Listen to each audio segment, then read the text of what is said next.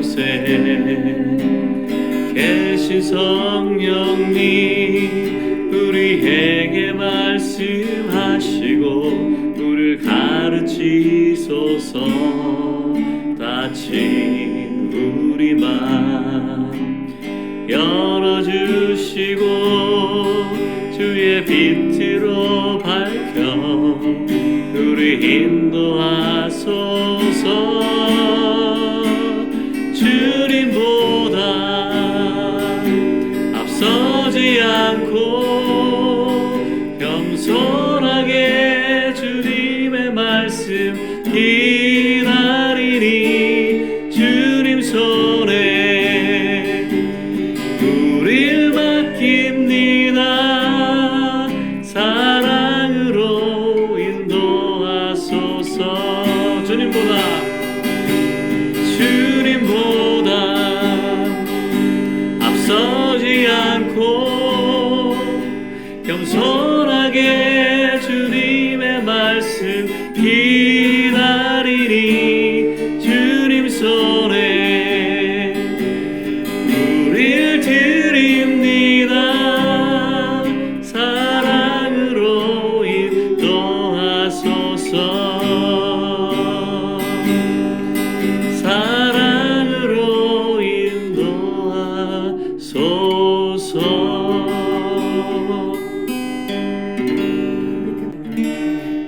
주님 앞에 감사함으로 그 앞에 나가며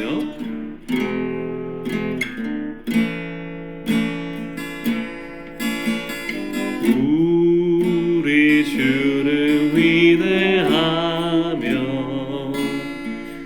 능력이 많으시도다. 그의 지혜 무궁하며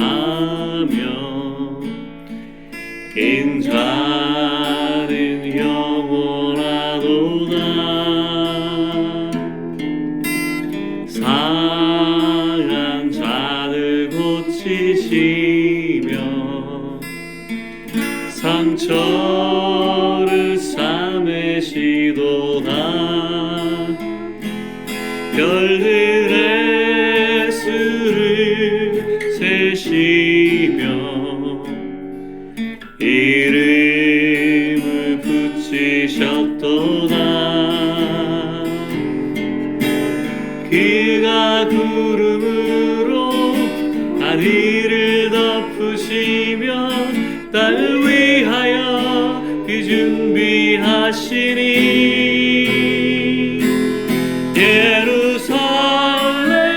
예루살렘아 여호와를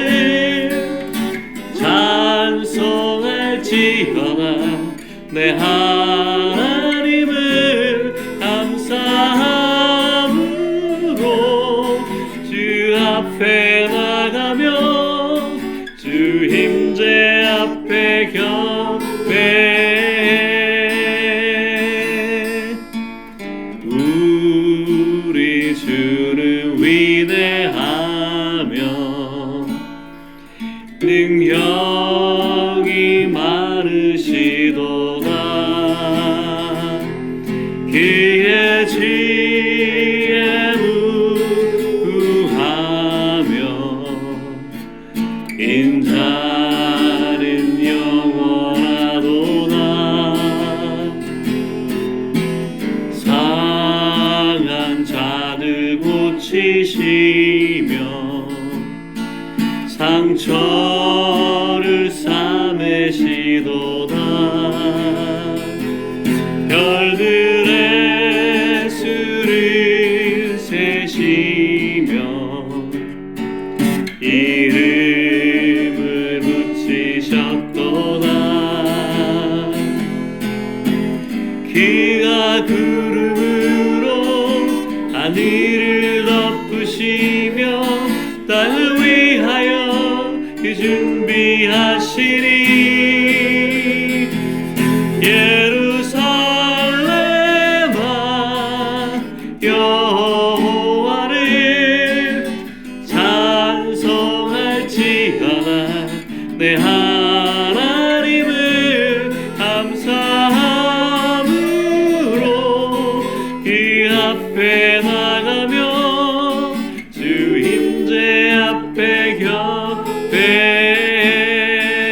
예루살렘아 예루살렘아 여호와를 찬송할지어다 내 하나님을 감사함으로 그 앞에 나가며 주 임재 앞에 경배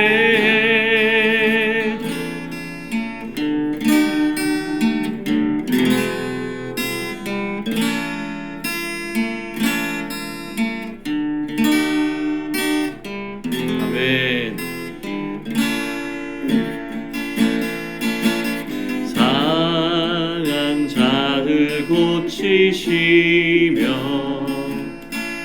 상처를 싸매시도다 별들의 수를 세시며 이름을 붙이셨도다 그가 구름으로 하늘을 덮으시며 땅을 위하여 준비하시니 예루살렘아 여호와를 찬송할지어다 내 하나님을 감사함으로 그 앞에 나가며 주 임재 앞에 경배 예루살렘아 예루살렘아 여호와를 찬송할지어다 하나님을 감사함으로 그 앞에 나가며 주 임재 앞에 경배 주 임재 앞에 경배 주 임재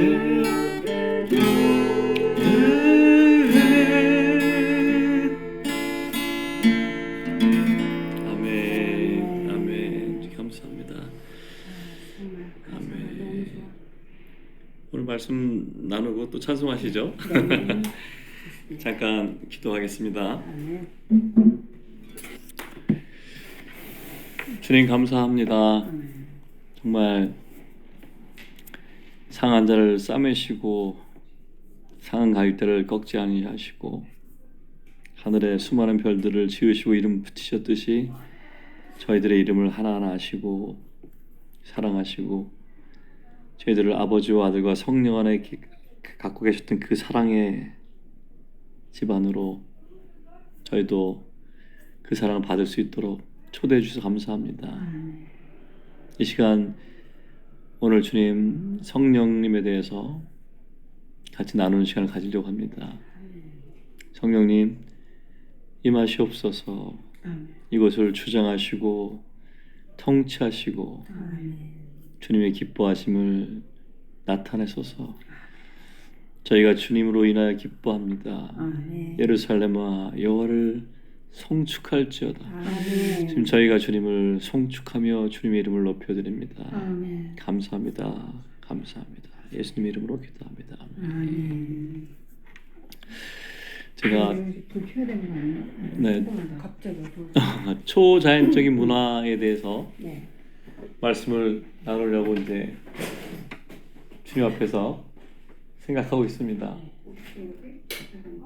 그래서 이 부분을 갖고 제가 기도했는데 저에게 주신 마음은 오늘은 성경에 나타난 말씀을 그대로 같이 읽고 그 기쁨과 감사와 그분 자신을 한번 생각해 보는 시간이 되게 중요할 것 같은 생각이 듣습니다. 왜냐하면 우리가 뭐뭐에 대해서 성령에 대해서 성령님에 대해서 배워가지고 뭔 소용이 있겠습니까? 우리 그분을 알아야지.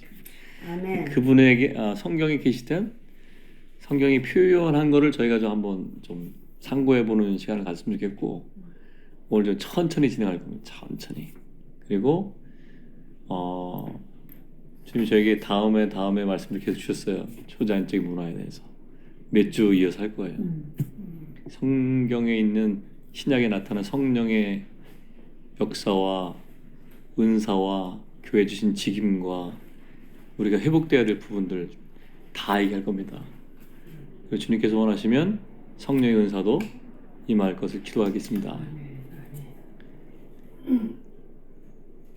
바울 말처럼 신령한 것을 사모하셔야 됩니다. 우리가 하나님의 집에 부름받았고 천국으로 부름받았는데 천국 열쇠도 주셨는데 어떻게 쓰는지 모르고 있으면 어떡합니까? 전쟁을 해라라고 불렀는데 내가 무슨 무기를 들었는지도 모르면 어떡합니까? 써야죠. 다만 중요한 것은 성령이 주인 되셔야 된다는 겁니다. 모든 은사는 그리스도의 지체를 여주신 것입니다. 그래서 저희 겸손하게 정말 주님을 나타내야 되고 혹시 성령의 은사가 나타나면 주님께 감사하시고 기뻐하시면 됩니다. 그리고 주님을 자랑하시면 됩니다. 자기를 자랑하면 망하는 거예요. 자, 같이 보겠습니다. 제가 올려드린 말씀하고 같이 이렇게 따라오시면서 같이 보시면 좋겠습니다. 초자연적인 문화는 성령님하고 동행하는 삶입니다. 우리 삶에서 성령님을 인정해드리고 성령님과 계속해서 교제하면서 살아갈 때 매일매일이 기적이 되는 일상이 될 것입니다. 성령에 대해서 어마어마하게 많은 내용들이 성경에 있습니다. 함께 배우고 묵상하고 그뿐만 아니라 성령님께 직접 가르쳐달라고 요청해야 될 영역이 엄청 많습니다. 성령님을 어떤 그냥 능력이라 생각하시면 안 됩니다. 하나님이십니다. 그분이. 그래서 오늘 먼저 성령님에 대해서 기록된 말씀을 같이 상고해보고 성령님에 대해서 알아가는 놀라운 시간이 되기를 되게 소망합니다. 오늘 오신 분들은 주님께서 특별히 택하신 분들이라고 생각합니다. 주님께서 이 시간 축복해 주실 것입니다. 오늘 성령께서 주시는 지혜와 계시형이 더 임할 것이고 성령 하나님에 대해서 더 깊이 알아가시게 될 것입니다. 그리고 실제 삶 속에서 성령 하나님을 깊이 체험하시기를 또 그분을 갈망하시기를 예수님의 이름으로 축복합니다.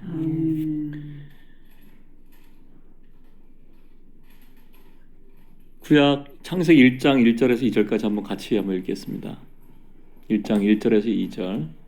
태초에 하나님이 천지를 창조하시니라. 땅이 혼돈하고 공허하며 흑암이 깊음 위에 있고 하나님의 영은 수면 위에 운행하시니라. 제가 오늘은 신학적인 말씀은 드리지 않겠습니다. 하나님의 영은 수면 위로 운행하시다 할 때 암탉이 자기 알을 품고 있는 그런 모습을 표현한다고 하죠. 히브리어로. 성령께서는 창세 전부터 영원하신 하나님이십니다. 물론 구약의 그리스도의 영의 예표로서 나타나는 부분이 있습니다. 그리스도의 예표로서 그리스도의 영의 예표로서 이런 작은 모양 이런 모양으로 나타낸 것이긴 하지만 어떤 성령께서 과정을 겪었다 이렇게 오해하시면 큰일 납니다. 그거는 모달리즘이라고 양태론입니다. 이단이에요. 그 부분 주의하시기 바랍니다. 성령님은 영원하신 성령님이시고 그분의 속성을 표현하기 위해서 그림을 들어 설명하신 것이지 나중에 어떻게 됐다 이런 거 아닙니다. 그러니까 성경에서 주님이 빛을 비추시면은 그것만 받으시면 됩니다. 다른 것들을 받아들이지 않으시면 좋겠습니다. 출애굽기 30장 23절에서 25절 같이 한번 읽어보겠습니다. 너는 상등 향품을 가지되 액체 모략 500세겔과 그 반수의 향기로운 육개 250세겔과 향기로운 창포 250세겔과 계피 500세겔을 성소의 세겔로 하고 감람기름 한 흰을 가지고 그것으로 거룩한 관유를 만들되 향을 제조하는 법대로 향기름을 만들지니 그것이 거룩한 관유가 될지라. 이게 출애굽기에서 관유를 만드는 방법을 이렇게 해놓으신 겁니다. 그래서 모략 500세겔, 육개 250, 창포 250, 그럼 500이죠. 계피 500세겔, 그래서 500, 500, 500세겔입니다. 모략은 예수님의 죽음을 상징합니다. 육계는 예수 그리스도의 부활을 상징합니다. 예표론에서 볼 때. 창포는 그리스도의 인성을 상징합니다. 그리고 계피는 승리를 상징합니다. 그래서 이 중간에 500, 500, 500인데 250, 250세겔 있죠. 이걸 갖다가 이제 성경학자들이 생각하기를 그리스도의 부활과 그다음에 그리스도의 인성이다 이렇게 나눠진 부분이다 이렇게 생각하는 학자들이 많이 있습니다. 그리고 앤드루 머레이라는 사람이 쓴 The Spirit of Christ, 그리스도 영이라는 책을 보면은 그 부분에 그렇게 이걸 설명해 놓은 부분이 좀 있습니다. 요한복음 7장 37절에서 39절 말씀을 가지고 이제 앤드루 머레이가 글 쓴 건데요. 한번 같이 읽어보겠습니다. 명절 끝날 곧 큰 날에 예수께서 서서 외쳐 이르시되 누구든지 목마르거든 내게로 와서 마시라. 나를 믿는 자는 성경의 이름과 같이 그 배에서 생수의 강이 흘러나오리라 하시니 이는 그를 믿는 자들이 받을 성령을 가리켜 말씀하신 것이더라. 예수께서 아직 영광을 받지 아니하셨으므로 성령이 아직 그들에게 계시지 아니하시더라. 이거를 교리적으로 따지지 않으면 좋겠다는 생각이 듭니다. 이게 이제 어떤 데서는 뭐 예수 그리스도의 죽음과 부활과 그다음에 뭐 이렇게 인성 이렇게 해서 얘기하는데 아까 말씀드렸듯이 성령께서 영원한 하나님이시라는 것을 기억하시는 게 좋겠습니다. 다만 여기서 그리스도의 인성 부분이 포함된 부분을 아까 출애굽기 30장에서 그렇게 그런 예표로 이렇게 나누어 설명한 것이지 우리가 예표를 들어 설명한다 해도 온전한 하나님 설명할 수는 없습니다. 그래서 그렇게 구약에 이렇게 나타나셨구나 정도 이해하고 넘어가시면 좋겠습니다. 이해되시죠? 그러나 이 성령을 주님이 주셨습니다. 예수님의 이름으로 성령을 보내주셨죠. 신약에서. 그러니까 그 성령에 대해서 그 어떤 교리적으로 규정하려고 하지 않으시는 게 좋습니다. 성령께서 영원하신 하나님이고 성령님은 우리의 생각과 어떠한 교리에 묶여 계신 분이 아니기 때문에 우리가 성령님을 우리가 지식적으로 이해하려고 하는 시도를 하지 않는 게 좋을 것 같습니다. 다만 주님 앞에 우리가 주님을 정말 알게 해달라고 기도하는 게 좋을 것 같아요. 우리가 누구를 안다 그럴 때 사실 뭐 이름은 알 수 있지만 그 사람의 감정이 어떤지, 그날 컨디션이 어떤지, 그날 어떤 말을 하고 싶은지, 어떤 게 슬픈지 그런 게 진짜 아는 거 아닙니까? 그건 정말 가까운 친구한테만 알려주시는 거잖아요. 주님 우리를 친구로 부르셨거든요. 그러니까 외적인 거를 이렇게 누구 족보 어디 살고 이런 걸 알 필요가 없습니다. 사실은. 그분을 사랑하는 게 중요한 거죠. 성령님을 사랑하시고 성령님께서 이미 우리 안에 계시잖아요. 그분을 더 깊은 사귐으로 가시는 것이 훨씬 더 축복된 길이라고 생각합니다. 자, 민수기 11장 29절을 한번 보겠습니다. 모세가 그에게 이르되 내가 나를 두고 시기하느냐 여호와께서 그의 영을 그의 모든 백성에게 주사 다 선지자가 되게 하시기를 원하노라. 이 구약에 나와 있는 여호와의 영에 대해서 얘기한 건데 여기서는 포인트가 모세의 마음이 어땠는지를 아는 게 중요합니다. 모세의 마음. 원래 모세는 우리가 율법을 대신한 사람처럼 그려졌지만 실제 모세의 마음이 모세도 예수 그리스도를 예표한 사람이거든요. 모세가 이런 마음을 가졌습니다. 그의 모든 백성에게 여호와께서 영을 주셔서 선지자 되게 하시기 원하노라. 민수기 11장을 간략히 설명하면은 이렇습니다. 상황이 이스라엘 백성 중에 이방인들이 섞여 있었고 그들로 인해서 불평이 더 확산됐습니다. 백성들은 만나 이제 지긋지긋하게 실증을 내기 시작했고 이집트에서 먹던 고기랑 각종 채소를 그리워하면서 하나님께 불만을 털어놓습니다. 백성이 불만이 커지니까 모세 자신이 감당하기 힘든 어려움을 겪으면서 하나님께 어렵다고 얘기합니다. 하나님께서 모세의 마음을 들으시고 지도자 역할을 할 사람 70명을 세우겠다고 약속하시고 장막으로 나오게 합니다. 그때 하나님께서 모세에게 임했던 영을 이 70인에게 다 주시는 거죠. 나눠주시는 거예요. 그런데 다 나온 게 아니라 2명이 안 나왔습니다.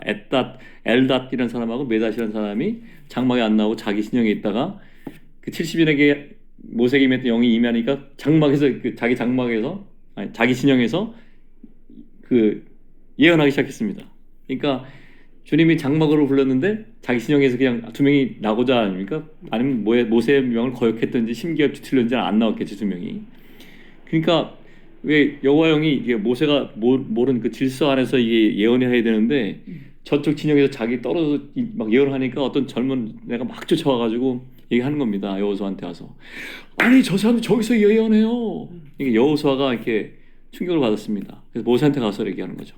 내 종 모세여 그들을 말리소서 예언하지 못하게 하세요. 이게 무슨 얘기냐면 권위가 여기 있으니까 여기서 해라는 얘기입니다. 저기 하지 못하게 하고. 그때 모세가 이렇게 얘기합니다. 여호수아 보기에도 이거 말려야 될 것 같은 상황이었는데 하나님 질서도 아니고 모세를 따른 것도 아니고 뭐 이런 거잖아요. 그러니까 치리해야 될 것 같은데 모세는 이렇게 얘기합니다. 여호와께서 그의 영을 모든 백성에게 70명뿐만 아니라 모든 백성에게 주셔서 다 선지자가 되게 했으면 좋겠다. 근데 이게 예수님의 마음입니다. 신약의 백성들한테 하시는 거예요. 네. 어쨌든 예수님은 성령을 주셔가지고 우리 모두가 성령의 사람이 되기 원했습니다. 지난번에 나왔지만 선생님은 제자들이 선생님 수준까지 이르기를 원한 거예요. 다들 예수님 같아지기를 원했습니다. 예수님은. 그래서 선생님이 하던 걸 동일하게 해서 하나님 나라를 풀어가기를 원했죠. 그래서 사도를 세우신 것입니다. 세상 나라를 주와 그리스도 나라가 되게 하여. 그거 하나님 나라를 풀어지는데 예언사역이 되게 중요합니다. 하나님 말씀이 예언이기 때문에 선포해야지 됩니다. 그래야지 영적인 세계에서 실제로 움직이고 영적인 세계가 움직이면 현실 세계도 움직입니다. 주님은 모든 사람에게 예언하기를 원하십니다. 그래서 나중에 다음 주 언제 할지 모르겠지만 고린도전서에 나와 있는 걸 제가 다 할 거거든요. 예언하는 것에 대해 말씀을 나눌 건데 우리 모두 한 명 성령을 받은 모든 사람들이 다 예언할 수 있습니다. 신원이 아닙니다. 예언입니다. 예언. 자, 신명기 34장 9절을 한번 보겠습니다. 시작. 모세가 눈의 아들 여호수아에게 안수하였으므로 그에게 지혜의 영이 충만하니 이스라엘 자손이 여호와께서 모세에게 명령하신 대로 여호수아의 말을 순종하였더라. 네, 신명기 34장은 모세의 생의 마지막 장면하고 죽음을 나타냅니다. 근데 모세가 하나님의 명령을 따라서 여호수아에게 안수했습니다. 안수하니까 모세에게 임했던 그 지혜로운 영이 모세를 뒤이어서 여호수아에게 다 전가됐습니다. 이렇게. 그래서 이제 여호수아가 그 전에는 모세의 수종이었지만 이제는 이스라엘 인도할 지도자로 이렇게 세워지게 된 것이죠. 하나님의 것을 어떤 권능이든지 능력이든지 직임이든지 위임이라든지 안수를 통해서 전달되게 만드셨습니다. 그래서 성경의 그 안수가 그렇게 중요한 거예요. 동일시 되는 겁니다. 똑같은 사람의 같은 거. 예전에는 여호수아는 여호수아로 모세의 종이었지만 이 안수 받은 순간부터는 모세의 자리에 서는 겁니다. 모세와 똑같은 그 자리에 서는 거죠. 자, 사무엘상 10장 6절, 10절, 11절 같이 읽겠습니다. 내게는 여호와의 영이 크게 임하리니 너도 그들과 함께 예언을 하고 변하여 새 사람이 되리라. 여기 내게는이란 말이 사울한테 하시는 말씀입니다. 10절 그들이 산에 이를 때에 선지자의 무리가 그를 영접하고 하나님의 영이 사울에게 크게 임함으로 그가 그들 중에서 예언을 하니. 11절 전에 사울을 알던 모든 사람이 사울이 선지자들과 함께 예언함을 보고 서로 이르되 기스의 아들에게 무슨 일이 일어났느냐 사울도 선지자 중에 있느냐 하고. 이 사무엘상 10장은 사울이 이스라엘 초대 왕으로 기름 부음 받은 장면을 다루고 있습니다. 그래서 사무엘이 하나님의 지시에 따라서 사울에게 기름을 부었고 그가 이스라엘 왕됨을 선포했죠. 그리고 사무엘이 예언한 대로 사울이 선지자 무리를 특이하게 만나면서 갑자기 하나님의 영이 임합니다. 그래서 사울도 예언하게 되었습니다. 사람들이 그걸 보고 깜짝 놀랐죠. 그래서 사울도 선지자 중에 있었느냐? 이렇게 얘기한 거예요. 이게 무슨 얘기냐면 하나님의 영이 임한 사람은 누구나 예언할 수 있다는 것입니다. 성경에서 사울은 아주 신비한 인물입니다. 사울과 다윗을 잘 보시기 바랍니다. 어쩌면 사울의 모습에서 우리의 모습들을 많이 보시게 될 거예요. 사울을 미워할 수가 없습니다. 왜냐하면 그 모습이 내 모습이니까요. 맞아요. 그 안에 있는 육체의 모습, 하나님을 신뢰하지 못하는 모습.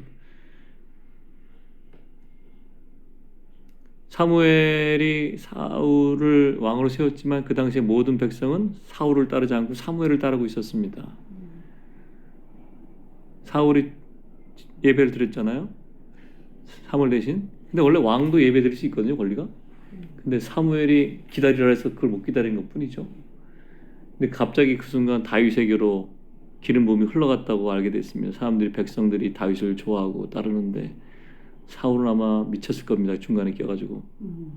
사람들은 왕인데 실권이 없는 왕이에요. 사무엘이 그때 선지자이고 사사였지만 사실 왕이었습니다. 왕의 권세를 다 갖고 있었어요. 사람들이 사무엘의 말을 들었지 사울의 말을 듣지 않았습니다. 당시. 얼마나 불안했을까요? 다윗을 사람들이 추종하기 시작했을 때. 무당한테 가서 진짜 죽은 사무엘이라도 불러내고 싶었을 겁니다. 그리고 자기 아들에게 가야 될 왕권이 자기 아들은 영적인 눈이 있는 사람이죠. 다윗을 알아봤으니까 그건 참 좋은 면이지만 아버지 입장에서는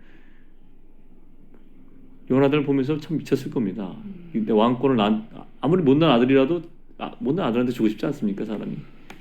그렇게 가야 되는 건데 정말 이해할 수 없는 일들이 계속해서 발생되며 살아갔습니다. 사울한테.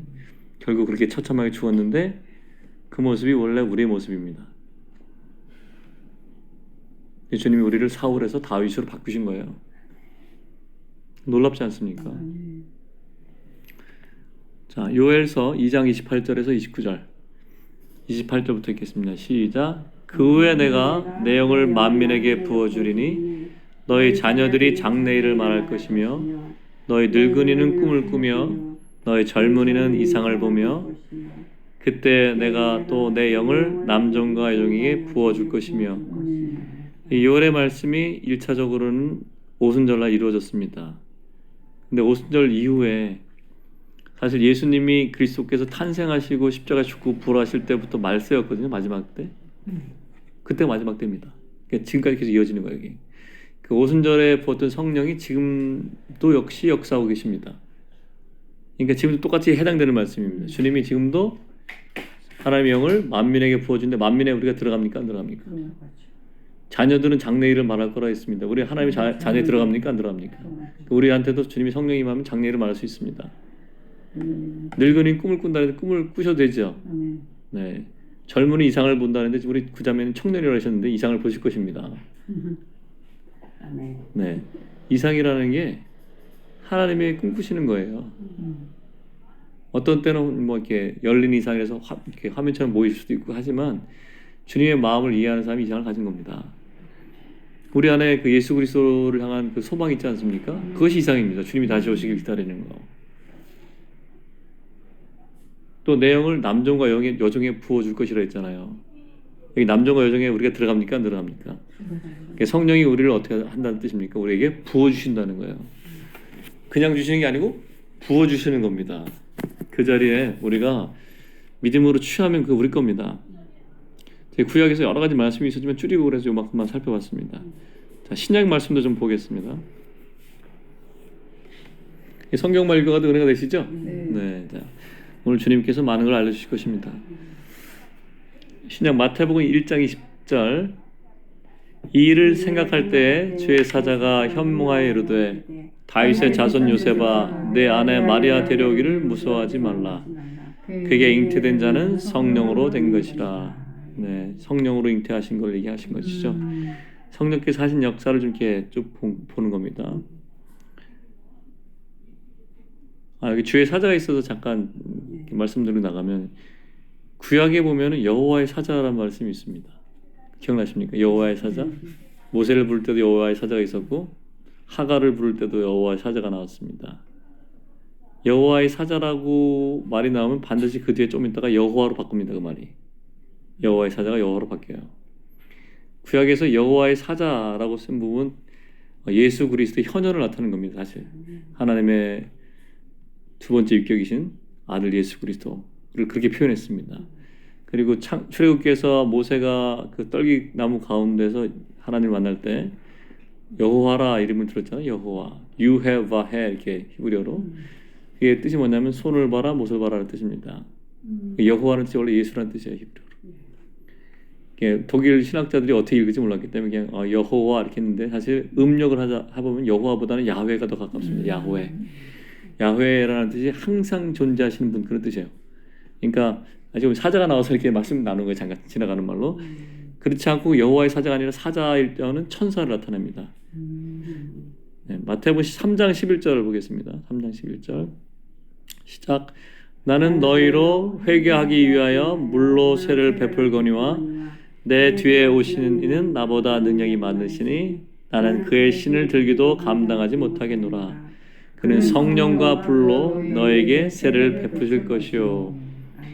네, 여기서 성령은 뭘 상징하고 불은 뭘 이렇게 생각하지 마십시오. 그냥 성령으로 세를 주시겠구나 이렇게 생각하시면 됩니다. 자, 마태복음 3장 16절에서 17절 많이 아시는 말씀입니다. 시작. 예수께서 세례를 받으시고 곧 물 위에서 올라오실 때 하늘이 열리고 성령이 비둘기 같이 내려 자기 위에 임하심을 보시더니 하늘로부터 소리가 있어 말씀하시되 이는 내 사랑하는 아들이요 내 기뻐하는 자라 하시니라. 신약에서 아버지와 아들과 성령이 함께 보이신 장면이시죠. 성령이 비둘기 같이 내리셨습니다. 마태복음 4장 1절 그때에 예수께서 성령에게 이끌려 마귀에게 시험을 받으러 광야로 가사. 사람들이 성경을 읽을 때 주님이 마귀에게 시험을 받으러 갔다라고만 생각하는데 마귀에게 시험 받으러 간 것이 성령께서 이끌어 가신다는 것을 잘 모르는 경우가 많습니다. 주님은 우리를 시험하는 분이 아니라 했죠. 시험 이 두 가지가 있는데 하나는 temptation 영어로 유혹해서 죄를 짓도록 하는 시험이 temptation이고 하나님이 내적으로 어떤 일을 행하셨는데 그 하나님의 행하신 걸 드러내기 위해서 가시는 시험이 있습니다. 그건 trial 이렇게 표현합니다. 그때 여기서 하나님은 사람을 시험하지 않는다는 말은 유혹하지 않는다는 뜻입니다. 죄를 짓도록. 하지만 하나님이 우리 안에 행하신 일은 시험하십니다. 왜냐하면 하나님의 하신 일을 드러내기 위해서. 그래서 우리 안에서 몇 번 우리가 간증 서로 나눴지만 주님이 행하신 일 분명한 것들은 기억이 지워지지 않습니다. 그때 그 순간 그 기억도 남아있고 왜 그렇게 말씀하셨는지도 알고 있습니다. 우리가. 그래서 주님께서는 우리 안에 그런 것들을 세우셔가지고 그리스도 형상으로 바꿔가시는 것입니다. 네, 마태복음 12장 28절 같이 읽겠습니다. 그러나 내가 하나님의 성령을 힘입어 귀신을 쫓아내는 것이면 하나님의 나라가 이미 너에게 임하였느니라. 네, 주님 예수님은 하나님이셨지만 자신을 비워서 사람 형체를 가지시고 사람이 되실 때 그분의 하나님으로서 귀신을 쫓아낸 것이 아니라 하나님을 의지해서 아버지를 의지해서 성령을 의지해서 성령님께 주시는 것으로 귀신을 쫓고 이적을 행하셨습니다. 왜냐하면 우리가 사람이기 때문에 우리가 그 본을 따라가기를 원하셨기 때문에 그래요. 우리 안에 어떤 사람이 치유 현상이 나타나거나 어떤 권능이 나타나거나 다음 주에 할 건데 그런 기적적인 은사가 나타날 수 있는데 그걸 자기 능력을 했다고 생각하면 큰일 납니다. 주님은 아무나 사용하실 수 있습니다. 아무나. 다만 주님이 나타나실 수 있는 그렇게 주님을 의지하는 사람이 된다는 자체가 귀한 거죠. 복되고. 그래서 혹시 만약에 여러분의 삶 속에서 성령의 능력이 나타나시면 두려워하지 마시고 감사하시기 바랍니다. 그리고 주님께서 나를 사용하실 수 있는 그릇으로 인도해 가시는구나 기뻐하시면 좋겠습니다. 주님이 더 기뻐하실 거예요. 그렇다면 마태복음 12장 31절 시작. 그러므로 내가 너에게 이르노니 사람에 대한 모든 죄와 모독은 사하심을 얻되 성령을 모독하는 것은 사하심을 얻지 못하겠고. 현 시대에 수많은 사람들이 자기도 모르면서 성령이 하는 일을 회방하는 사람이 되게 많습니다. 그 부분에 대해서 참 안타깝게 생각하고 혹시 그런 분들이 있으면 기도해 주시기 바랍니다. 속으로 주님 저 사람을 불쌍히 여겨 주십시오. 우리도 많이 그랬습니다. 성령이 하시는 걸 몰랐기 때문에 모르고 한 것들을 용서받습니다. 주님 앞에 주님이 생각나게 회개하시면 됩니다. 미리 다 하지 마시고 주님이 생각나는 것만 제가 성령을 몰라서 이렇게 했던 것들을 제가 한번 판단했던 거 용서해 주십시오. 그렇게 하시면 또 새로운 문이 열립니다. 성령께서 기뻐하시고 회개하는 자에게 주님께서 긍휼을 베푸십니다. 주님의 긍휼이 심판을 이기는 것입니다. 자, 마가복음 16장 17절 18절 이 말씀은 외워두시면 좋을 것 같습니다. 자, 읽어보겠습니다. 믿는 자들에게는 이런 표적이 따르리니 곧 그들이 내 이름으로 귀신을 쫓아내며 새 방언을 말하며 뱀을 집어올리며 무슨 독을 마실지라도 해를 받지 아니하며 병든 사람에게 손을 얹은즉 나으리라 하시더라. 여기 보면은 이런 일을 행하는 사람이 누구라고 그랬습니까? 믿는 자. 네, 뭐 사도들이라고 안 그랬죠. 믿는 자들에게 따른다는 겁니다. 우리는 믿는 자들이죠. 이런 표적이 따를 것입니다. 그래서 예수님의 이름으로 귀신을 쫓아내는 게 당연한 거죠. 새 방언을 말하는 게 당연합니다. 근데 뱀은 집어들 올리지 마십시오. 뱀은 독을 마셔도 해를 받지 않으셨으면 좋겠습니다. 근데 일부러 마시지 마세요. 독을. 병든 사람에게 손을 얹은즉 나으리라 하시더라. 이게 약속입니다. 그러니까 우리에게 누가 손을 얹고 기도하면 낫습니다. 왜 그러냐면 기도한 사람이 능력 있고 신령해서 난 게 아닙니다. 이 예수님이 하신 약속이기 때문에 낫는 거예요. 약속이고 예수님의 이름으로 행하면 낫습니다. 그러니까 누가 암에 걸린 친구가 있으면은 두려워하지 마시고 손 놓고 기도해 주세요. 암도 병이죠. 허리 아픈 것도 병이죠. 감기도 병이죠. 병든 사람 다 낫는 거예요. 신령해서 낫는 거 아닙니다. 새벽 기도 열심히 하고 금식 3일 했다고 병 낫는 거 아니에요. 금식 40일에도 안 날 수도 있어요. 근데 주님의 말씀을 믿으시면 납니다. 네, 마가복음 16장 17절 18절 믿는 자에게 이런 표적이 따르리니 병든 사람에게 손을 얹으니 나으리라 하셨습니다. 방언 못 받으셨으면 방언 받으시기 바랍니다. 방언 주실 거예요. 왜냐하면 다른 것들 생각하지 말고 성경에 있는 말씀만 생각하시면 좋겠습니다. 새 방언을 말하며 하니까 성경에 있는 것들은 자기 삶에 이루어지는 것이 복입니다. 왜 그런지 다음 주에 더 깊게 설명하겠습니다. 자, 누가복음 1장 67절 시작. 그 부친 사가랴가 성령의 충만함을 받아 예언하여 이르되 사가랴도 세례요한의 아버지죠. 사가랴도 예언을 했습니다. 선지자만 하는 게 아니에요. 성령이 임하시면 예언하는 겁니다. 예언이라는 말 지난번에 말씀드렸듯이만 하나님 아버지의 현재의 뜻을 나타내는 겁니다. 미래적인 것도 얘기할 수 있지만 아버지의 마음 상태, 우리 영혼들을 축복하고 불쌍히 여기고 도와주기를 원하고 세워주기를 원하는 그런 아버지의 마음을 얘기하는 것입니다. 그래서 신약성의 예언은 예언을 듣는 사람이 격려를 받아서 하나님께 가는 게 정상이에요. 너 그렇게 하세요 이렇게 하는 게 예언이 아니고 마음의 상처를 받거나 힘이 없어서 힘이 빠진 그 사람이 다시 주님을 향해서 갈 수 있도록 격려해 주는 말이 예언입니다. 아마 바나바도 예언자였을 거예요. 격려하는 자였으니까. 어머니가 자녀들 격려하잖아요. 다 예언의 말씀하시는 거예요. 그리고 성경에 나와 있는 축복도 말씀을 자녀들한테 계속 해주죠. 그것도 예언하시는 겁니다. 자기 상대방에게 정말 주님의 마음을 담아가지고 축복하는 모든 말이 다 예언이에요. 우리가 성도끼리 서로 덕을 세우고 칭찬하고 남을 넘기고 이런 게 전부 다 예언입니다. 그게 다 이루어집니다. 왜냐하면 우리가 예수님의 이름을 했기 때문에. 그게 축복하는 거예요. 그러니까 예언을 많이 하십시오. 이렇게 신언을 하지 마시고 예언을 하세요. 이렇게 막 이렇게 축복하시고. 자, 누가복음 11장 9절에서 13절.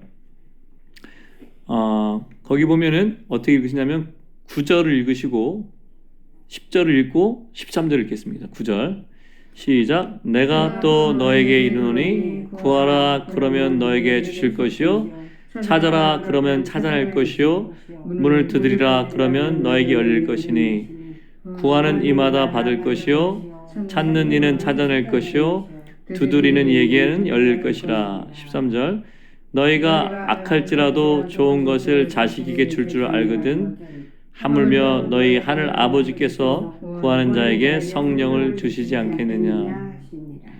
이거를 한 통으로 보셔야 돼요. 구하라 그럼 주실 것이니까 내 삶에 필요가 있기 때문에 구하잖아요. 찾고 뭐 하잖아요. 그것도 이루어집니다. 그런데 이 패러그래프 한 통이에요. 뭘 구하라는 겁니까? 성령을 구하라는 겁니다. 찾으라. 성령을 찾으라는 겁니다. 문을 두드리라. 성령을 두드리라는 겁니다. 그럼 어떻게 한다고요? 열리고 주실 거다는 거죠. 이 지난번에 한번 얘기했죠. 하늘 아버지라고 얘기했습니다. 이미 아버지와 관계가 자녀의 관계가 형성된 생명을 얻은 사람들이에요. 생명을 얻었습니다. 성령을 얻었죠. 성령을 예수님 부활하심으로 말미암아 너희가 거듭났다고 베드로서 돼 있잖아요. 예수님 부활하심으로 거듭났고 생명을 얻었는데 생명 얻은 사람들에게 뭘 하라 했어요? 구하는 자에게 성령을 주시지 않겠느냐. 성령을 구하셔야 됩니다. 주님 두려워하지 마십시오. 두려워하는 거는 하나님 주신 마음이 아니에요. 두려워하지 마십시오. 전 처음에 두려웠어요. 성령을 구하는 거 두려웠어요. 잘 몰라서. 성령을 구하셔야 돼요. 우리가 이제 예수님도 알고 하나님 아버지 알는데 성령을 사실 잘 몰라요. 성령님 제 안에 온전히 더 임하소서. 지금 제 안에 모든 것을 주님께 열어드려야 돼. 내 모든 생각의 방을 다 열어드려야 됩니다. 나도 모르는 방이 엄청 많아요. 감정에 상처난 방들, 막 아주 뭐랄까요, 오해받은 방도 있고, 어떤 때는 정말 너무너무 창피한 방도 있고요. 막 엄청나게 많아요. 상처도 크고. 주님, 제 날마다 그렇게 기도하세요. 주님은 오늘 저의 존재를 열어드립니다. 제 모든 영과 홍노운 전체를 주님이 점유하시고 다스리시고, 만약에 방에 불이 꺼지시면 불기도 켜주시고, 더러운 게 쌓여있으면 치워주시고 해서 주님과 소통이 막힘없이 해달라고 기도하셔야 됩니다. 그러시길 축복합니다. 네. 성령을 주실 것입니다. 네. 성령이 하나님이고 무한하신 분이기 때문에 내가 어제 뭐 체험했다고 끝나는 게 아니에요. 주님 알게 해달라고 기도하시고, 네. 성령을 구하시면 예수님께 가게 됩니다. 자, 누가복음 24장 49절입니다. 같이 읽겠습니다. 볼지어다 내가 내 아버지께서 약속하신 것을 너에게 보내리니 너희는 위로부터 능력으로 입혀질 때까지 이 성위에 머물라 하시니라. 위로부터 능력이 입혀질 때까지 이 사람들이 이렇게 생각하시거든요. 잘 보십시오. 이제 내 아버지께서 약속하신 것 한번 떠올라야 돼요. 이제 뭡니까? 아버지께서 약속하신 게 뭡니까? 성령님입니다. 이게 약속이에요. 성령을 주시겠다는 게 아버지 약속. 이 아버지 약속하는 걸 참여하는 겁니다. 성령의 유업 안에.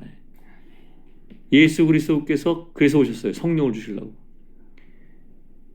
내가 떠나가는 게 너에게 유익하다 그랬죠. 내가 내 이름으로 보내실 보혜사를 보내겠다 그랬습니다. 성령이 임하시면 너희를 모든 진리 가운데 이끌 뿐만 아니라 아버지의 그 약속에 참여하게 되는 겁니다. 그러니까 그 성령을 구하라는 거예요. 아이고 난 거듭났고 구원받았는데 무슨 뭐 은사를 찾고 성령을 참 다 똑같이 죽는데 이렇게 생각하는 교만함을 버리셔야 돼요. 저는 그 교만한지 몰랐어요. 제가 그거 알았어요. 제가 성령을 알고 나서 제가 얼마나 교만했는지 알게 됐어요. 얼마나 어리석고 눈이 멀었는지. 주님께서 우리 눈을 더 열으실 것입니다. 성령을 구하십시오. 성령께서 주실 게 엄청 많습니다. 자, 요한복음 14장 12절. 내가 진실로 너에게 이르노니 나를 믿는 자는 내가 하는 일을 그도 할 것이요 또한 그보다 큰 일도 하리니 이는 내가 아버지께로 감이라. 이 말을 사람들이 잘 안 믿어요. 나를 믿는 자는 어떻게 한다 그랬어요? 내가 하는 일이 그도 할 것이요. 예수님 어떤 일을 하셨나요?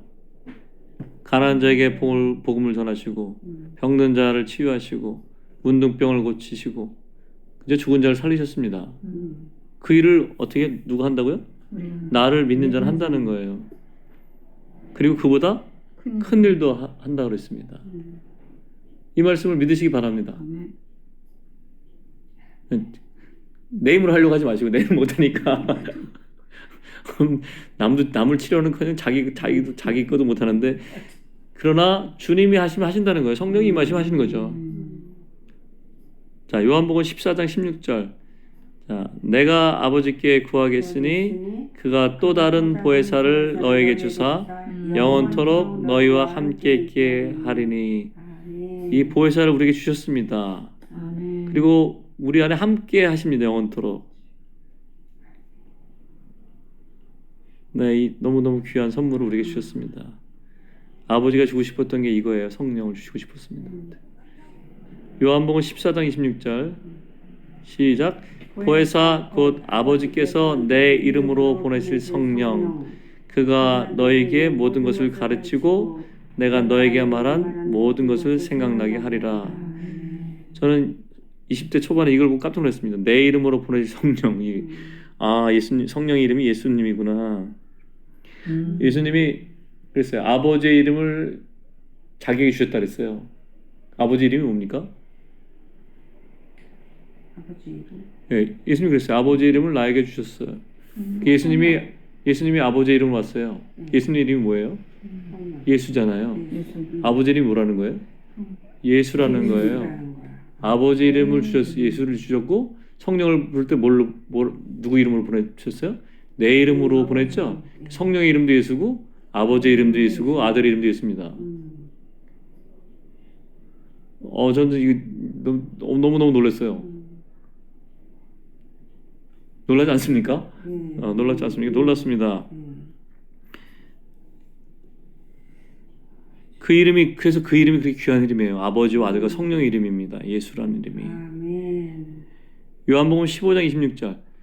내가 아버지로부터 너에게 보낼 보혜사 곧 아버지로부터 나오시는 진리의 성령이 오실 때 그가 나를 증언하실 것이요. 성령께서 하신 일은 예수를 증언하실 것입니다. 근데 여기 또 앞에 뭐가 있냐면 내가 아버지께로부터 너에게 보낼 보혜사라 했죠. 아까는 아버지가 내 이름으로 보낸 성령이라 했죠. 여기 누가 보낸다고 돼 있어요? 예수님이 보내신다 그랬죠. 그러니까 아버지가 보내는 거예요, 성령을. 근데 예수님이 보냅니다. 아버지랑 아들이 어떤 분이에요? 같아요. 너무 놀랍습니다. 그죠? 우리에게 주신 아기가 있었는데 그 아이가 영존하신 아버지고 영원하신 하나님입니다. 그 사람의 이성으로 이해할 수 있겠습니까? 그러니까 우리 성경을 바라볼 때 내 이성을 자꾸 내려놔야 됩니다. 주님 앞에. 그러니까 내가 교리적으로 이렇게 따져가지고 뭘 이렇게 해가지고 안 됩니다. 주님께 맡기시고 숨을 받아들이시면 됩니다. 모든 성경은 하나님의 호흡으로 된 것으로 이렇게 호흡을 받아들이시면 됩니다. 성경 외우지 마시고 성경을 이렇게 호흡하세요. 이렇게. 성령님 임하소서 이렇게 호흡하시기 바랍니다. 자, 사도행전 1장 8절 시작. 오직 성령이 너에게 임하시면 너희가 권능을 받고 예루살렘과 온 유대와 사마리아와 땅끝까지 이르러 내 증인이 되리라 하시니라. 이 약속입니다. 성령이 임하시면 뭐가 있어요? 뭐가 와요? 권능. 이게 두나미스입니다. 하나님의 능력. 그 다음에 능력을 받으면 뭐가 됩니까? 증인이 되는 거예요. 그러니까 권능을 안 받고 증인이 안 돼요. 자꾸 증거하려고 하시지 마시고 내가 권능을 못 받았는데 어떻게 증거를 합니까? 하나님의 능력을 받아야 되는데. 하나님의 능력이라는 게 성령의 은사랑 관계 있습니다. 에클레시아에 주신 무기. 그러니까 주님 앞에 이렇게 기도하세요. 성령님, 저에게 주신 무기가 뭔지 알게 하세요. 저에게 주신 은사가 뭔지 드러나게 하시고 활성화되게 하시고 주님을 그 은사를 가지고 형제자매를 섬기고 주님을 증거하게 해주세요. 이렇게 기도하셔야 됩니다. 네, 사도행전 2장 4절이요. 2장 4절 보겠습니다. 시작. 저희가 다 성령의 충만함을 받고 성령이 말하게 하심을 따라 다른 방언으로 말하기를 시작하니라. 여기 보면 자기 스스로 말했다고 안 그랬죠? 성령이 말하게 하심을 따라 방언으로 말하기 시작했습니다. 근데 나중에 방언에 대해서 설명을 하겠지만 모든 사람이 성령에 말하게 하시면 문제가 없어요. 전부 다 성령을 받은 사람 안에 다 있으니까 이게. 그런데 사람들이 의지적으로 그거를 허락하고 인정하면 자기가 방언을 할 수 있거든요. 그러니까 사실 그 사도적 은사를 가진 사람이 이렇게 안수하면 바로 방언할 수 있습니다. 아무나 금방. 그런데 사람이 그 두려워하기 때문에 그 자기가 이렇게 성령의 말하게 하심을 따라 이렇게 말을 하면 되는데 어떤 특별한 어떤 게 있을 때까지 사람들이 그걸 못 놓기 때문에 말이 안 돼요. 방언. 그래서 보통 기도 받으면서 할렐루야 혹은 이게 뭐 히브리 말로 지금 찬양하는 말을 몇 마디 하면 방언이 터집니다. 그럼 혀가 돌아가고 혀가 돌아간 거는 자기 혀가 꺾였다는 뜻이야. 이렇게 돌아가고 방언을 하게 됩니다. 방언을 안 하시는 분이 있으시면 주님께 방언의 은사가 나타나도록 기도하시면 좋겠어요. 방언의 은사도 이미 왔어요. 믿는 사람한테 다 은사가 있습니다. 근데 그거를 내가 의지적으로 허락하지 않기 때문에 못하는 경우가 대부분이에요. 그러니까 주님이 원하시면 방언하게 하소서. 이렇게 하시면 좋을 것 같습니다. 사도행전 2장 38절에서 39절 시작. 베드로가 이르되 너희가 회개하여 각각 예수 그리스도의 이름으로 세례를 받고 죄 사함을 받으라. 그리하면 성령의 선물을 받으리니 이 약속은 너희와 너희 자녀와 모든 먼 데 사람 곧 주 우리 하나님이 얼마든지 부르신 자들에게 하신 것이라 하고. 이미 이 얘기를 우리 했죠. 성령의 선물에 대해 얘기했습니다. 이게 약속입니다. 회개하고 예수 그리스도 이름으로 세례 받으면 죄 사함을 받을 것이고 성령의 선물 받는 거예요. 이게 약속이에요. 뭐 이렇게 뭐 또 할 게 없습니다. 그죠? 죄 사함을 완전하게 하셨고, 만약에 이제 우리가 모르는 것들이 일생활 속에서 상관 속에서 어떤 그 회개할 것이 드러나면 그때 회개하시면 깨끗해집니다. 항상 깨끗한 상태를 유지하시고, 그러면 성령을 선물로 주겠다고 하셨어요. 성령을 받은 자에게 성령의 은사가 나타납니다. 그 성령의 은사라고 할 때 뭐 어떤 걸 하는 게 아니고 우리 안에 임재하신 그 성령님께서 때가 되면 필요하면 나타나는 거예요. 이렇게 나타나는 겁니다. 성령께서. 자, 사도행전 8장 5절 8장 17절 같이 읽겠습니다. 시작. 그들이 내려가서 저희를 위하여 성령 받기를 기도하니 이에 두 사도가 저에게 안수함에 성령을 받는지라. 이건 사마리아의 그 빌립이 가서 복음 전도한 후에 온 성이 다 주님께 돌아왔습니다. 근데 모든 사람이 다 구원을 받았는데 이상하게 성령이 내리지 않았어요. 그래서 그걸 예루살렘에 보고했더니 베드로와 요한이 와가지고 성령 받기를 기도했습니다. 그러니까 베드로와 요한이 안수하니까 성령을 받은 거예요. 성령을 받은 증거가 나오는데 제일 처음에 방언을 말하면 이렇게 나옵니다. 그러니까 우리가 예수님을 믿지만 성령이 이렇게 이 성령을 받았지만 성령이 임하지 않을 수도 있습니다. 사도행전 9장 6절을 지난번에 봤던 겁니다. 우리 천국 문화의 확산 모델 할 때 했던 겁니다. 19장 6절 읽어볼까요? 시작. 바울이 그들에게 안수함에 성령이 그들에게 임하심으로 방언도 하고 예언도 하니. 똑같죠. 사마리아에 임했던 거랑 똑같습니다. 이미 그 세례 요한의 제자로서 세례 요한의 침례를 받았던 사람들을, 예수를 믿는 사람들을 사도 바울이 만났습니다. 에베소에서 만났는데 너희가 누구 세례 받았냐 하니까 세례 요한의 침례를 받았습니다. 그래가지고 사도 바울이 그들이 안수했더니 방언도 하고 예언도 하니 이렇게 됐죠. 그죠? 기억나시죠? 그러니까 모델이 똑같습니다. 여기 성령께서 성경에 한 번만 기록돼도 대단한 건데 동일한 사건을 동일한 패턴으로 똑같이 증거하는 것은 중요하다는 뜻입니다. 우리가 예전에 이런 게 별로 중요하지 않았을 수도 있어요. 근데 지금 중요한 겁니다. 네, 로마서 8장 4절. 이것도 되게 중요한 말씀이죠. 육신을 따르지 않고 그 영을 따라 행하는 우리에게 율법의 요구가 이루어지게 하려 하심이니. 율법을 폐하신 것이 아니라 우리가 성령을 따라 살 때 율법을 초월해서 요구를 이루어 가시죠. 외적인 어떤 행위를 지키는 것에서 벗어나서 성품적으로 아예 하나님 속성을 닮아가는 그 그리스도를 닮아가는 형상이 나타납니다. 로마서 8장 13절에서 14절. 너희가 육신대로 살면 반드시 죽을 것이로되 영으로서 몸의 행실을 죽이면 살리니 무릇 하나님의 영으로 인도함을 받는 사람은 곧 하나님의 아들이라. 네, 우리가 육신대로 살면 반드시 죽을 것입니다. 이걸 잊어먹으시면 안 됩니다. 로마서 14장 17절 시작. 하나님의 나라는 먹는 것과 마시는 것이 아니요 오직 성령 안에서 의와 평강과 희락이라.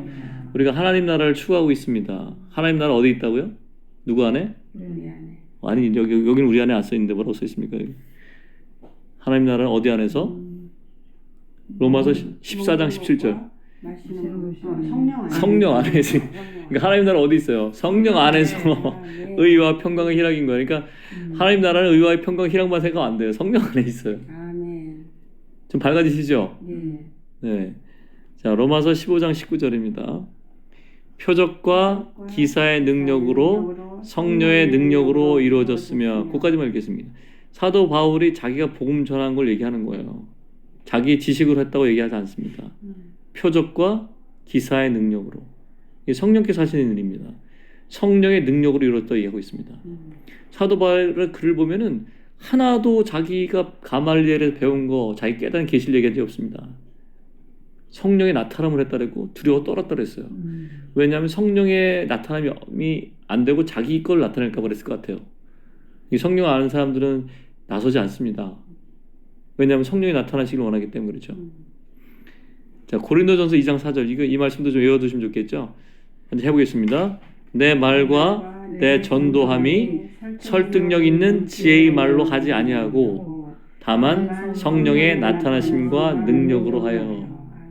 우리가 전도해야 되는 필요를 보면서 항상 마음이 조급해가지고 사람들에게 어떤 단체를 끌고 가거나 아니면 책을 보라고 그러죠. 그러니까 성령의 나타나심이 있으시길 기도해야 됩니다. 이게 전도도 성령의 나타남이 있어야 그 사람이 변하는 거예요. 나한테 설득당해서 한두 번 올 수 있겠지만 정말 본인이 원해야 오지 않겠습니까? 그래서 우리가 앞으로 만약에 주님 인도하신다면 성령의 나타남으로 전도했으면 좋겠어요. 우리 딸도 아들도 이렇게 손 얹어주시고 기도해 주시고 그들 삶 속에 내가 느꼈던 하나님 나라를 동일하게 느낄 수 있도록 그 성령의 은사가 풀어지도록 축복해 주시고 남편을 우리 말로 설득해서 설득이 되겠습니까? 성령께서 만질 수 있도록 기도하시는 거죠. 어제 기도 모임 되게 좋으셨다고 막 들었는데 그 기도 모임이 생명입니다. 모임에 기도 모임이 끝나면 모임이 끝납니다. 제가 없어도 꼭 부탁드립니다. 네, 그 기도해 주셔서 너무너무 감사합니다.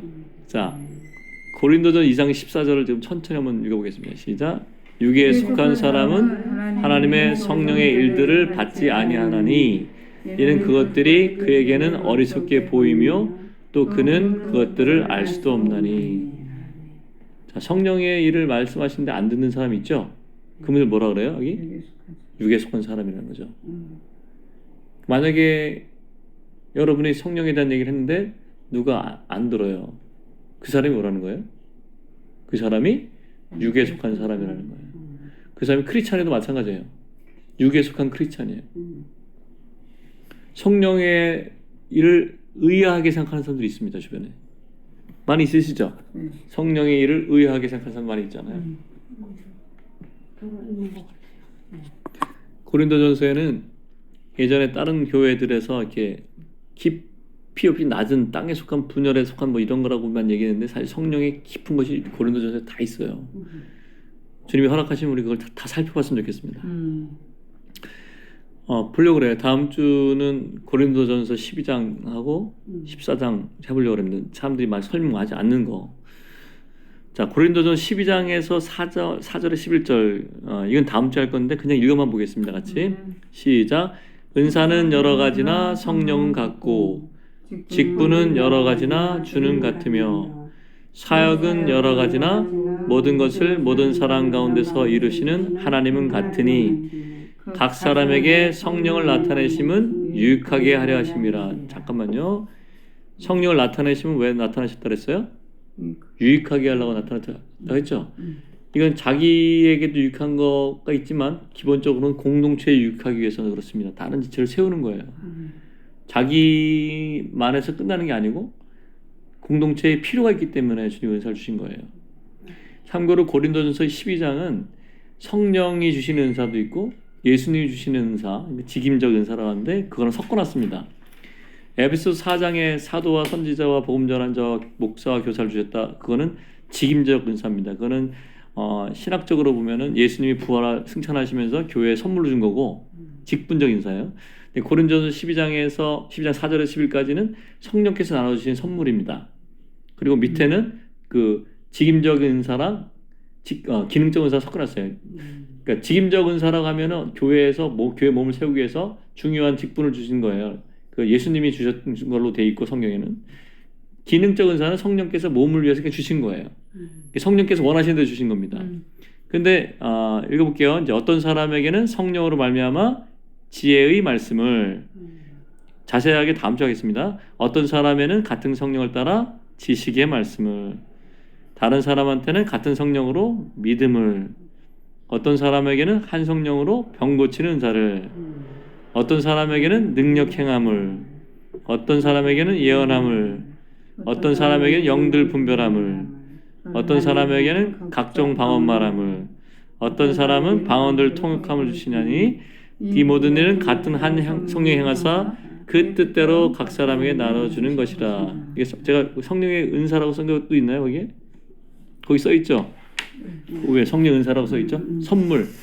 영어로 gift예요, gift. 선물을 주신 거예요. 근데 이게 모든 사람한테 다 있을 수 있는 거예요. 어떤 분은 이게 일부만 나타날 수 있고 어떤 부분은 어떻게 나타날 수 있는데 어떤 사람은 다 나타나는 경우도 있습니다. 근데 왜 주셨다고요? 유익하게 하려 하심이라. 그래서 주님께서 주님의 뜻대로 성령께 뜻대로 나눠주시는 거예요. 그 다음에 고린도전 12장 28절 같은 12장에 있는 건 이건 직분적인 은사예요. 직임적 은사. 에베소서 4장에 있는 건 같은 겁니다. 하나님이 교회 중에 몇을 세우셨으니 첫째는 사도요, 둘째는 선지자요, 셋째는 교사요, 다음은 능력을 행하는 거요, 병 고치는 자와 서로 돕는 것과 다스리는 것과 각종 방언을 말하는 것이라.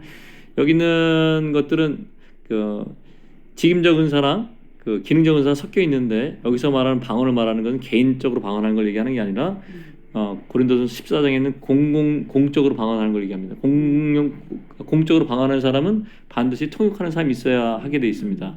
통역하는 사람이 없으면 잠잠하고 자기하고 하나님한테만 말하려 했고, 병 고치는 사나 능력을 행하는 것은 여기 능력이라는 것은 기적을 행하는 겁니다. 죽은 자를 살리고 뭐 이렇게 안전뱅이 일하고 이런 거요. 그런 것들이 이제 직임이 있는데, 병 고치는 은사는 주로 보통 목자의 은사가 있는 사람한테 많이 나타납니다. 목자. 그리고 다스리는 거 이건 뭐 장로들이 하는 직분이죠. 지혜의 은사이기도 하고 선지자 역할하는 사람이라든가 목자 역할하는 사람 같이 합니다.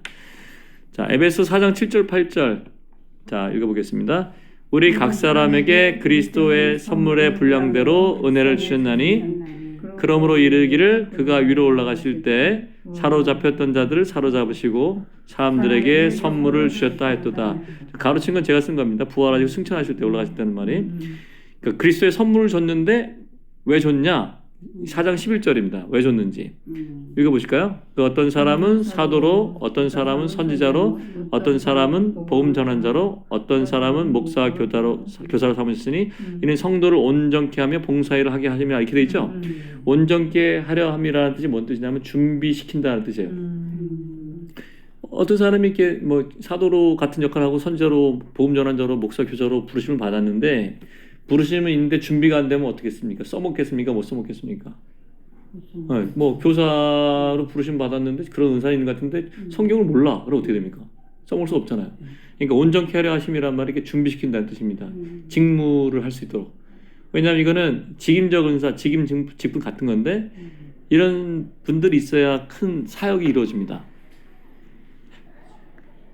그러니까 위에 있는 그 아까 고린도전서 처음에 나왔던 12장 4절에서 11까지 있는 은사는 개인적인 은사예요. 공동체에 주시는 은사고, 에베소 4장 11절에 있는 것은 공동체 사역을 위한 은사입니다.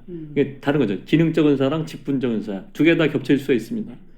근데 직임적 은사, 그러니까 어떤 기능이 있다도 내가 방언을 한다 하더라도 그 사람은 공동체에서 방언을 하고 방언 통역하지 않는 사람일 수 있습니다. 왜냐하면 방언하고 방언을 통역한 사람은 예언하는 거랑 똑같거든요. 그리고 이게 아까 그 다음 주에 얘기하겠지만 은사들이 순서대로 관문이 있습니다. 앞에 게 돼야지 뒤에 게 돼요. 앞에 게 안 되고 뒤에 게 되지 않아요. 예를 들어서 방언을 하게 되면 그 다음에 방언 통변이 오게 되고, 그럼 예언을 하게 되고, 예언하게 되면 지식과 지혜의 은사와 영분별이 되고, 영분별이 되면 이제 치유가 임합니다. 그러니까 어떤 사람한테 이게 다 있는 경우도 있어요. 그러니까 그것을 사모하셔야 돼요. 신령한 걸 사모하셔야 됩니다. 그리고 사모하는 자에게 주님 주셔요. 자, 다음 주에 더 자세하게 하겠습니다. 계시록 2장 7절 시작. 귀 있는 자는 성령이 교회들에게 하시는 말씀을 들을지어다. 성령이 지금도 계속 말씀하시는 거 아시죠? 우리 안에서도 말씀하시고 지체를 통해서도 말씀하시고 성경에서도 계속해서 말씀하고 계십니다. 이 성령이 말씀하시는 걸 못 들으면 어떻게 되겠습니까? 성령이 우리를 모든 진리 가운데 이끌어 가시는 분인데, 성령을 해방하는 자는 용서 못 받는다 그런 말이 있죠. 내가 이 어떤 상태, 옛날 상태에 머물러 있는데 성령이 말씀하시면 못 들어요. 계속 거절해. 그러면 내가 변하겠습니까? 안 변하겠습니까? 뭐 주님이 책망하거나 야단을 치거나 상관없이 내가 변하지 않아요. 내가 혼이 구원받지 못합니다. 구원으로 변화가지 못하니까 성령이 말씀하시는 게 필수적이죠. 자, 계시록 22장 17절 성령과 신부가 말씀하시기를 오라 하시는도다. 듣는 자도 오라 할 것이요 목마른 자도 올 것이요 원하는 자는 값없이 생명수를 받으라 하시더라. 제가 여쭤보겠습니다. 혹시 원하십니까? 원합니다. 성령이 주님께로 오라는 거 들으십니까? 아멘. 혹시 성령님에 대해서 주님에 대해 목마르십니까? 몰라요. 원하십니까? 원해요. 그럼 그분은 자격이 있는 거예요. 이 성령의 은사를 다 주실 겁니다. 아멘. 우리가 두려워서 못 받아요. 왜냐면 또 우리 공동체 그렇게 같이 하는 사람이 없기 때문에 이건 나만 이상한가 이렇게 생각하지 못할 수도 있고 분위기가 그런 분위기 아니에요. 그래서 어떤 예배당에 가서도 목사님이 방언 못하잖아요. 그 교회는 방언하는 사람이 없어요. 그 사도적 기능을 하는 사람이 풀어주지 않았으니까. 맞아요. 근데 거기 목사님 만약에 방언하시고 예언하시고 그러잖아요. 우리 전부 다 해요. 거의 90 몇 프로 다 합니다. 그러니까 우리는 만약에 여기 교회로 이루어지면 어떻게 되겠습니까? 성령 없이 그냥 열심히 진리 추구해서 교회 하시겠습니까? 아니면 성령의 은혜가 있는 데서 하시겠습니까? 성령의 은혜가 충만하기 원합니다. 오늘은 주님의 은혜 안에서 그 성경에서 말씀하신 성령을 이렇게 쭉 한번 살펴봤습니다. 이게 뭐 제가 뭐 깊이 있게 얘기한 것도 아니고 그냥 읽으면서 쭉 얘기했는데 하나님 말씀 그 자체를 읽는 것만으로도 큰 은혜가 되죠. 주님께서 허락하시면 다음번에는 초자연적인 문화, 에클레시아의 초자연적인 문화 우리 알고 있어야 됩니다. 뭐가 있는지 어떻게 사용하는지 알아야 되잖아요. 다음 주에는 뭐 지금 일부 좀 했지만 고린도전서 12장에 나와 있는 그런 기능적 은사 부분과 또 에베소서 4장에 나온 직임적 은사 그리고 그런 것들 어떻게 우리에게 주셨는지 좀 더 깊이 살펴보겠습니다. 하나님 나라는 아버지 사랑하고 예수 그리스도의 그 구속을 기초로 성령께서 성도들을 권능으로 이끌어가는 나라입니다.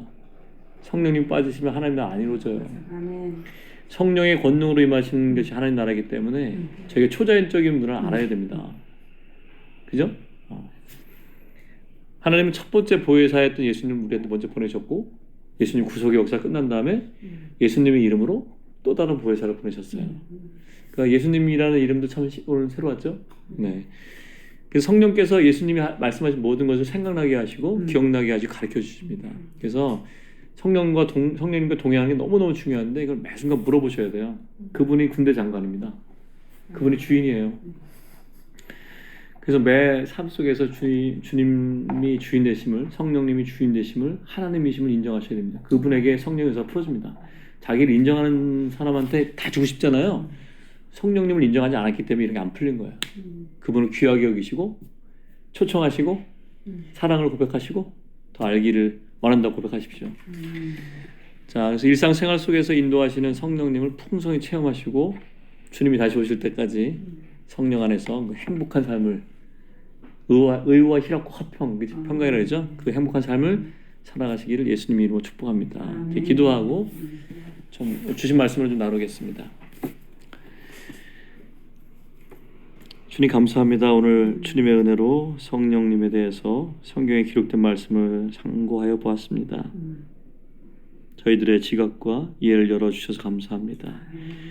주님께 이 시간 성령님께 저희들의 온 존재를 열어드립니다. 저희들을 당신으로 충만케 하시고 저희들이 성령의 사람 되게 하시고 천국 문화를 풀어감에 있어서 성령님과 동행하며 이 놀라운 나라를 먼저는 우리 가정 속에 풀어주게 하시고 저희를 알고 있는 사람들에게 천국 문이 돼서 열어놓을 수 있는 저희들이 되게 축복하여 주시옵소서. 주님 저희를 주님의 나라 안으로 인도하셔서 감사합니다. 그 나라의 깊은 것과 귀한 것들 더 알게 하시고 주님 사모하는 저희들에게 성령의 은사를 더 풀어주시고 정말 주님 주신 모든 것을 누리며 주께서 나가게 하소서. 감사합니다. 예수님의 이름으로 기도합니다. 아멘. 오늘 이곳에 계신 성령님 우리에게 말씀하시고 우리를 가르치소서. 닫힌 우리 맘 열어주시고 주의 빛으로 밝혀 우리 우리 인도하소서. 주님보다 앞서지 않고 겸손하게 주님의 말씀 기다리니 주님 손에 우릴 맡깁니다. 사랑으로 인도하소서. 주님보다 앞서지 않고 겸손하게 주님의 말씀 기다리니 주님 손에 우릴 드립니다. 사랑으로 인도하소서.